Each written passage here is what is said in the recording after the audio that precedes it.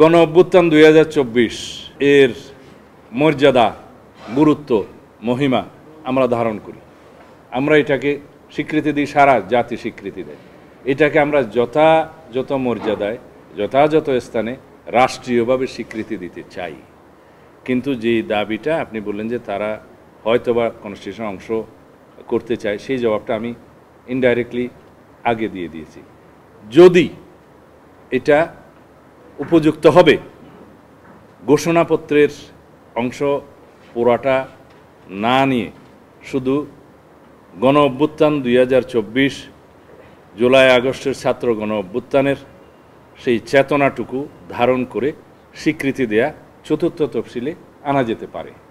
২, এই গভর্নমেন্টের আমি মনে করি কোনো লেজিটিমেসি ক্রাইসিস নাই, যেহেতু আর্টিকেল 106 অনুযায়ী অ্যাপিলেট ডিভিশনের অ্যাডভাইজরি রুল অনুসারে তাদের মতামতের প্রেক্ষিতে ভেরি মাচ কনস্টিটিউশনালি এই গভর্নমেন্ট গঠিত হয়েছে। তারপরেও ক্রান্তিকালীন বিধান মতে আর্টিকেল 150 অনুসারে কনস্টিটিউশনের বিভিন্ন বিষয় তফসিলে অন্তর্ভুক্ত করার ট্রেডিশন আছে, আমাদের ইতিহাস আছে। সেই হিসাবে আমরা এটাও চতুর্থ তফসিলে এইভাবে ধারণ করতে পারবো যে আর্টিকেল 106 অনুসারে গঠিত অন্তর্বর্তীকালীন সরকারের এই নিয়োগ এবং কর্মকাণ্ডের বৈধতা ফোর্থ তফসিলে এমবডিড করে একটা মোর লেজিটিমেসি দেয়া যেতে পারে। এইগুলো সব বিবেচনায় নিয়ে পরবর্তীতে আমরা সিদ্ধান্ত নিতে পারবো। এটা যেহেতু এখনও সেটেলড হয় নাই, সেই জন্য ফর ইউর নলেজ এবং লেখার জন্য, জাতি জানার জন্য বললাম। সুতরাং আমরা স্বীকৃতি দিতে চাই। কিভাবে দিতে চাই? রাষ্ট্রীয়ভাবে। কিভাবে দেয়া যেতে পারে সাংবিধানিকভাবে, সেই প্রভিশনগুলো উচ্চারণ করলাম।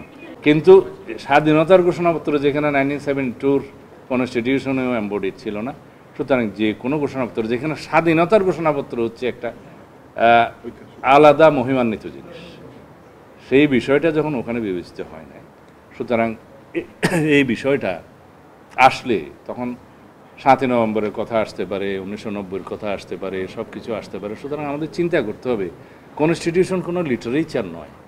কনস্টিটিউশনকে কনস্টিটিউশনের জায়গায় থাকতে হবে।